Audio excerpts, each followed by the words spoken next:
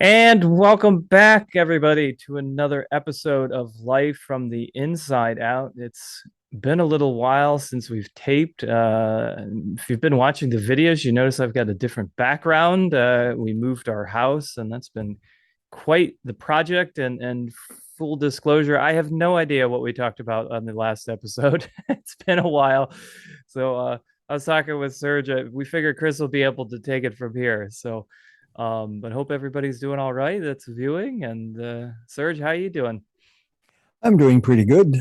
I've been working on my blogs and went out for a nice walk with the dogs. It's actually beautiful up here in Toronto this afternoon. Still a little cool, but very, very nice. Completely blue skies, no clouds, and just beautiful weather.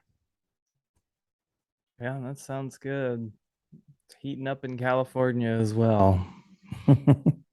Yes, California seems to heat up, burn up, flood, and everything together. Yeah, yeah, not that warm yet, but it's getting there. Cool. So, since we have no idea what the last one was about, and I don't either, um, I guess we can just start something different. Yeah, yeah. Let's run with it. See where we go. We'll be spontaneous.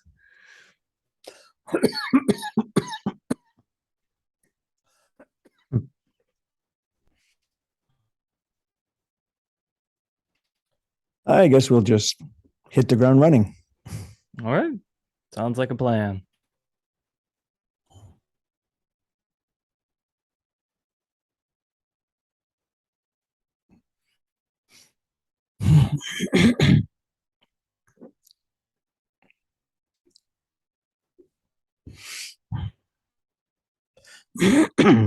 Now we trust that you are comfortable, Very comfortable. Thank you, Kris. and we thank you for your consideration. Oh, thank you as well. Now, do you have anything you would like as part of a discussion?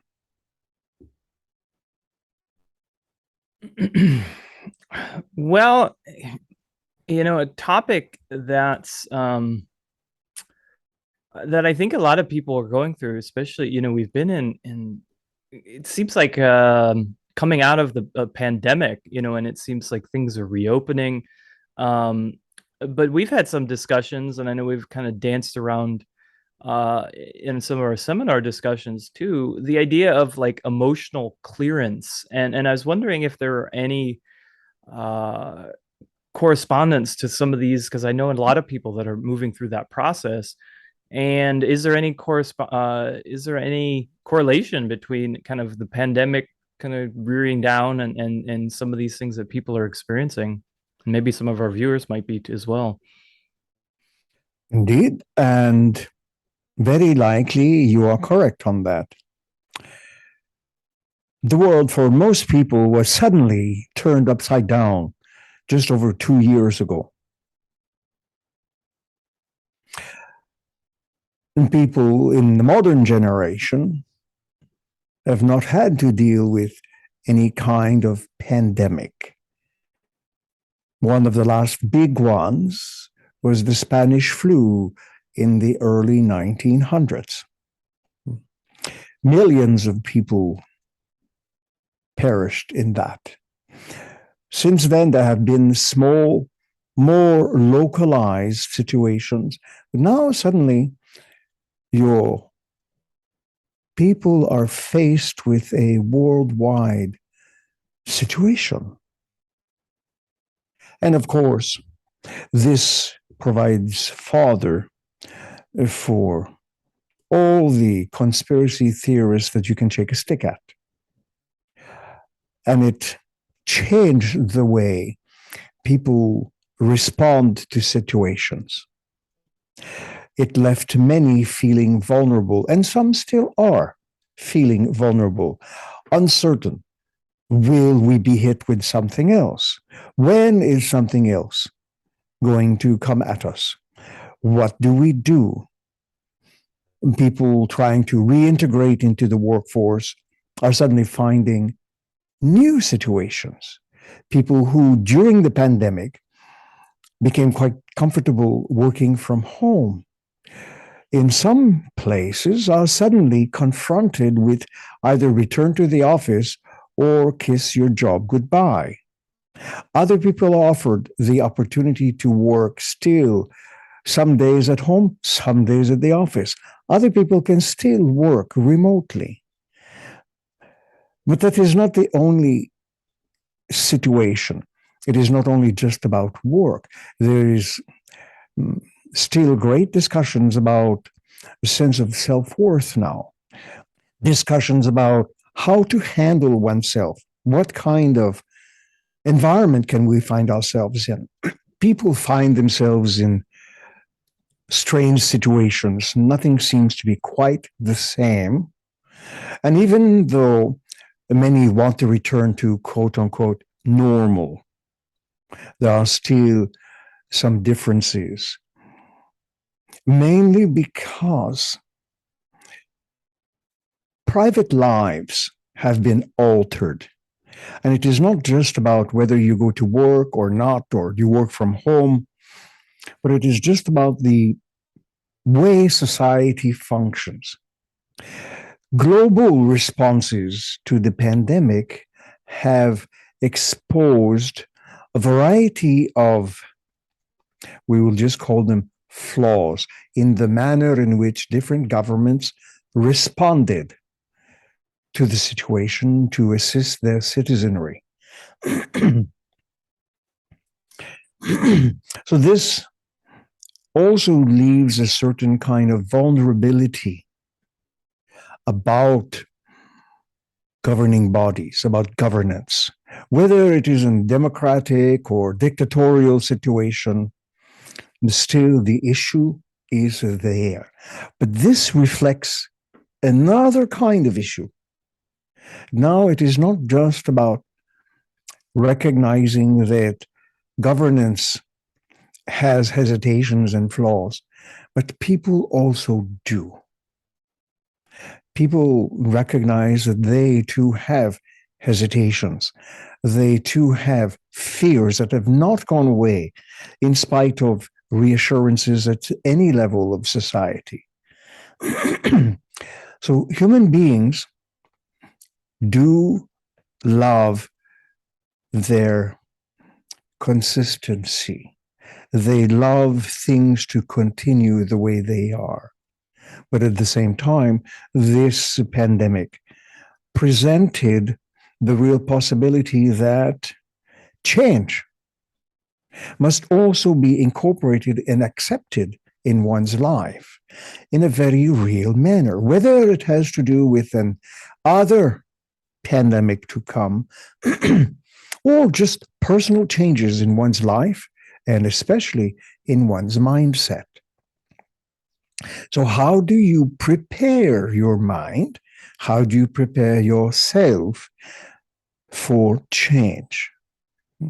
It has been said that if change ceased to be, then there are no more butterflies. It is a quaint way of saying that change is a necessary part, the ability to adapt to one's environment, to one's conditions, and adapt in such a way that one's life is enriched in spite of certain conditions or circumstances.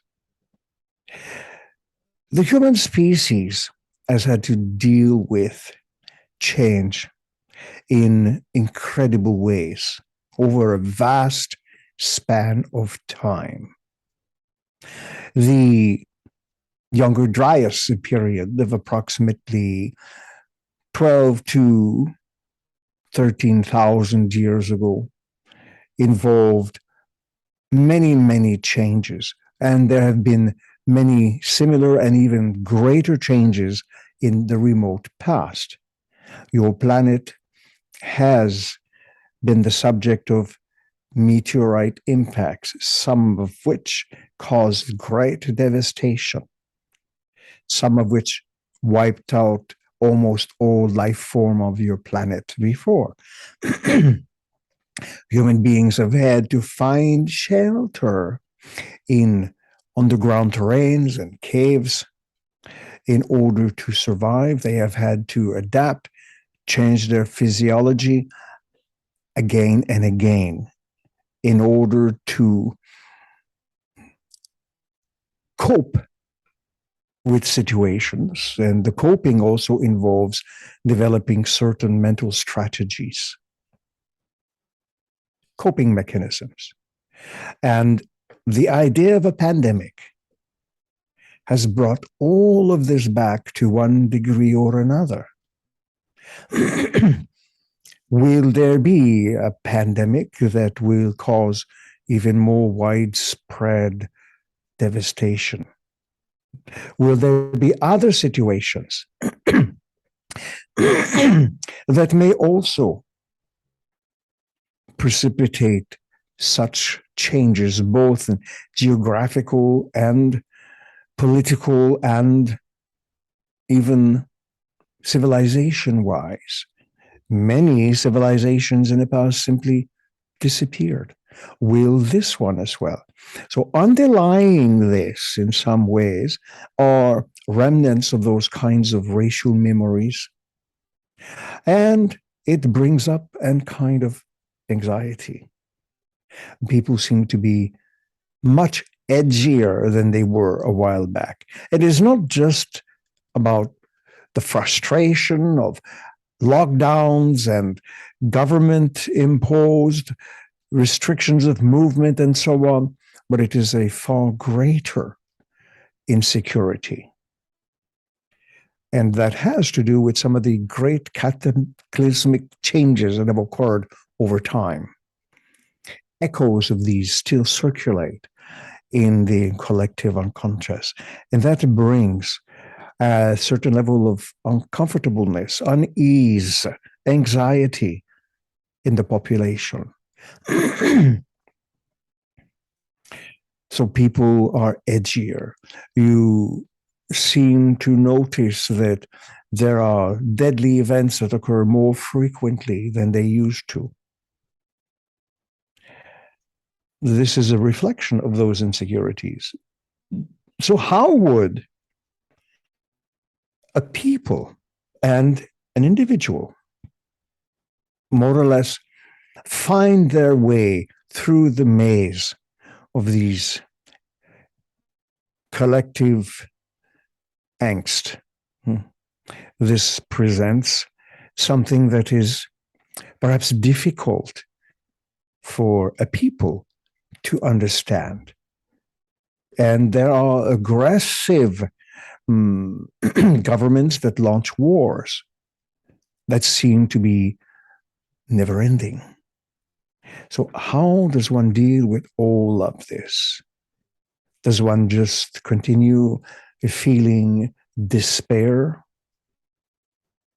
as if somehow or other whatever they do has no effect, no influence?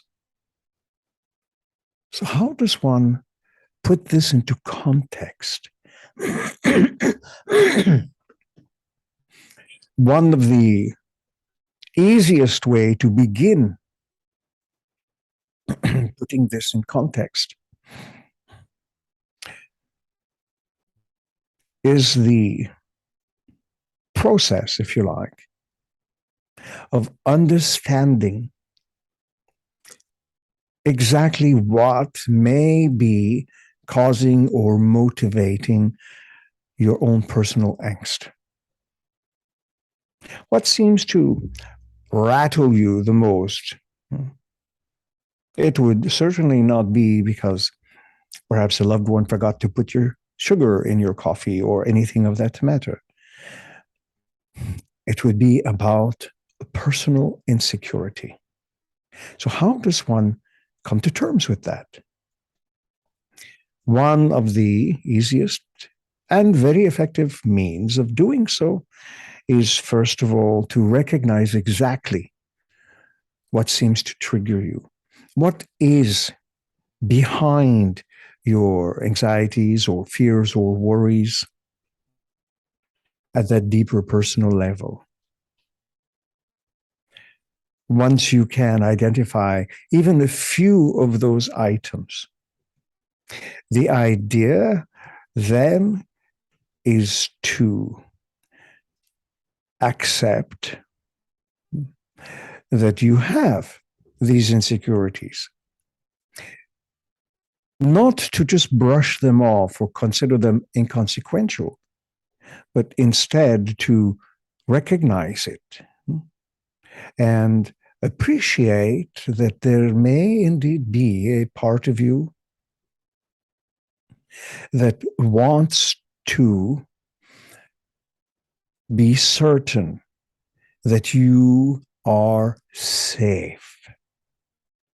So this part of you may indeed be very well intentioned, but it may cause a rippling effect in your psyche, in your subconscious, and even in your conscious mind that leaves you feeling uneasy about life and especially about your life. So once you can recognize this particular, be it a particular set of feelings, emotions, or even inner dialogue that makes you feel uneasy along the lines we have discussed, then you can return the dialogue, actually engage in this inner exchange, and get to understand why this part of self may actually be acting in this way. And again, you might be surprised to discover that it is well-intentioned. It is trying to put you on your guard in a manner of speaking, letting you know that perhaps at some point there might be some kind of danger or unsafe situation, and it wants you to be alert. So once you establish that in this inner exchange or dialogue, then you can very nicely appreciate what it is doing, and perhaps whether you negotiate or simply continue the dialogue and let it understand that even though you appreciate its efforts, it may actually be causing such a disruption that it is preventing you from feeling safe, and you would like its assistance to continue helping you to feel safe, not by trying to overemphasize any kind of even imaginary trouble or danger, but actually functioning in terms of safeguarding your mind, especially your peace of mind, or as we discussed, peace from mind. And in this way, develop the grounding effect that your life and your particular universe, your state of mind, exists in a space that is filled with grace, and that you are always safe. You might even begin very rapidly to notice the effects, and you can keep checking in with this part of you to make certain it is continuing to cooperate. Because if you go in there intending to bash it, be ready for your own personal Armageddon. It will be a battle of the ages, so to speak, because you are fighting yourself. And fighting self is not necessarily a good situation. So you can instead cooperate, come to a gentle agreement, if you like, a gentleman's agreement. And in this way, solicit its cooperation, so that your own situation feels as if you are in control once again, that you are not divided. As the old saying goes, a house divided falls. So you want your inner house to be united so that you can function at your best possible capacity. Does that make sense to you?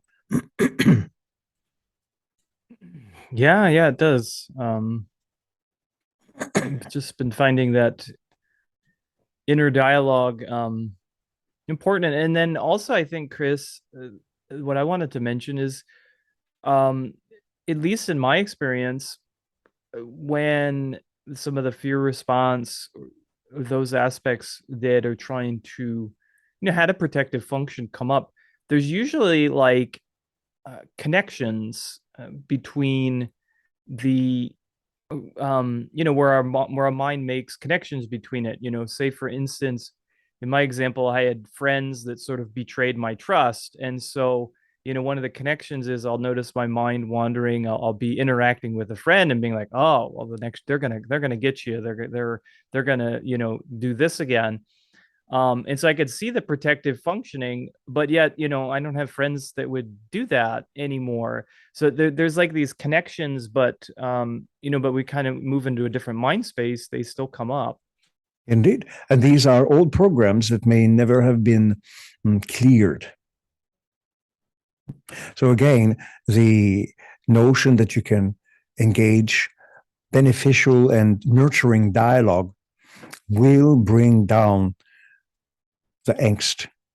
If the parts of you in this way that run these programs understand that now the program they are running is disruptive and causes a disturbance in the force, so to speak, then it may very easily be made to understand that they no longer need to run that program. You can provide them with new ideas on how to help and reinforce your state of being, as opposed to trying to undermine it.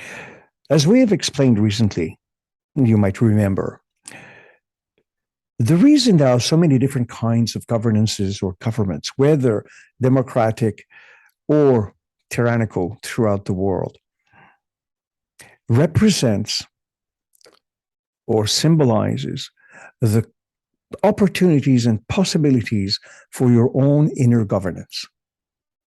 There are parts of you that you may consider tyrannical. There are parts of you that you may consider more democratic, more easily able to understand your wants, your needs, and the drive of your living experience.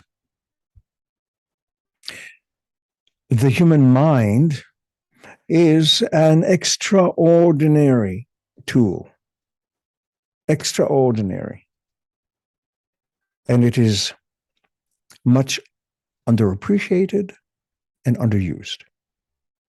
The idea that a human being could only be using perhaps 10% of its mind is absolutely false. You may concentrate on only a small percentage of the capabilities of your mind, but you use all of the mind's properties and abilities. Sometimes it is not necessarily to your advantage. But when you recognize what you can do, how you can manage it in a nurturing and enriching fashion, then you can actually transform the very state of your personal existence. Now, this does not mean that you control the mind, because you cannot, but you can manage it. Think of those electricity generating plants, not botanical plants, but you know what we mean. You have these huge electricity producing turbines or any other device, even nuclear reactors, if you like. You can manage it, but you cannot control the nuclear energy or the electricity itself. You can manage it and put it to good use or questionable use. So your mind is an incredible creation, and it can be very nicely managed. And part of that comes through developing certain mindsets, ways to understand how your feelings, emotions, ideas, and beliefs all work. So that creates the opportunity for life transforming, how do we say, it is almost so difficult to convey exactly what you can do. But if you just imagine, in only a few thousand years, according to your research scientists, in just a few thousand years, you went from hunter-gatherers to the creators of an almost unbelievable type of civilization. And that is done with the power of the mind, because you had the ideas to create it. In this same way, managing the resources of your mind can transform your life in ways you might even be shocked. And we are not talking about raising the dead here. We are talking about transforming your own personal life so that you can actually experience fulfillment. Does that make sense to you? Yeah, I like that. I'm on board for that transformation. Indeed. And the fulfillment, of course, is not specifically related to some ideas you might have about it, that if only you get this particular, say, job or spouse or bank account or car, then you will be fulfilled and happy. This is fleeting, temporary happiness. We are talking about the kind of fulfillment that always leaves you congruent. You are always aware of yourself, and you know that the source of your being and your being happy is not dependent on external conditions, but is entirely dependent on how you manage your resources. That includes the state of your physical, mental, emotional, psychological, and spiritual health. A holistic fulfillment, if you like. There are very few things that can actually equate to that.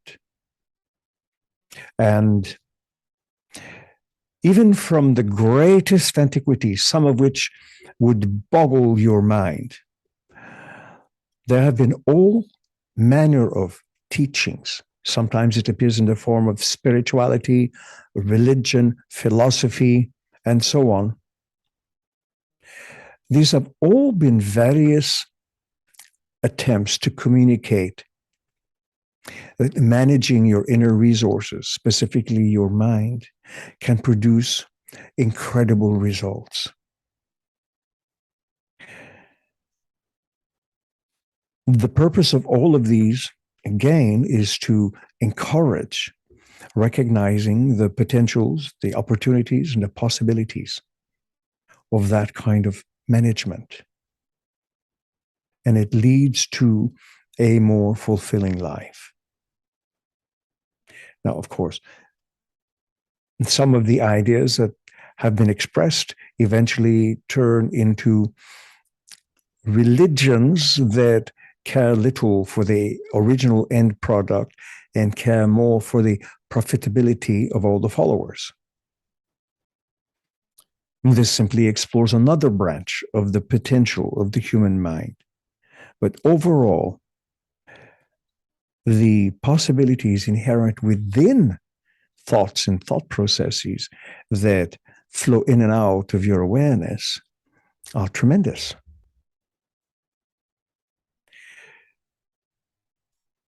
Look at the Renaissance, look at the industrial age, now look at the age of technology. All great leaps in discovering the potential of the human being in many different ways on how to cultivate his civilization. And this only hints at a small percentage of what is possible. And the way your civilization has developed and unfolded, you could say, is one branch of multiple ways civilizations have blossomed. You may not understand how ancient cultures and civilizations built their civilizations, because you may think if you do it one way and they didn't, then how could they be advanced? But it might surprise you, indeed, to know that you're not the first so-called civilization in your world that is advanced. Now, how are you for time? Well, I think probably we'll need to just do one episode. So, but yeah, we're getting towards the end of it, I think. Indeed. Then we just want to reiterate that all the different manifestations of governance on your planet cover a broad spectrum, and they all represent different ways you utilize to govern your own aspects. Sometimes you may do so in a tyrannical manner, and sometimes you may do so with an altruistic and nurturing democratic manner. And even democracy, as you understand it today, even as the Greeks and others have developed it, represents a fraction of the full scope of the meaning of democracy. So we will leave you with that, and we thank you for your lovely consideration. All right. Yeah. Thanks so much, Kris. It's nice.